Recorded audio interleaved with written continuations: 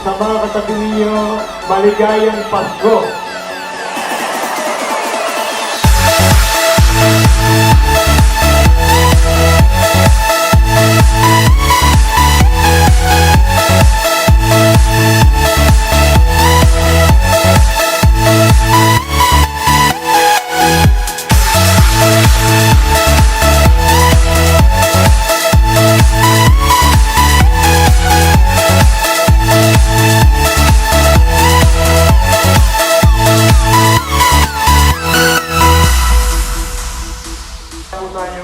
Narito ngayon ay upang mag-share doon sa ating makukuha.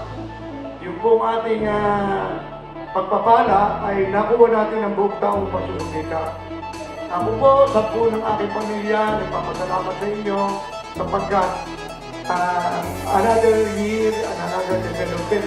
Maraming salamat at pag-uwi nyo sa Patay, unang-unang batiin niya yung pinakamatanda and then yung panganak ninyo, yung pagmamahal ng pamilya nyo, ibahagi yung lahat.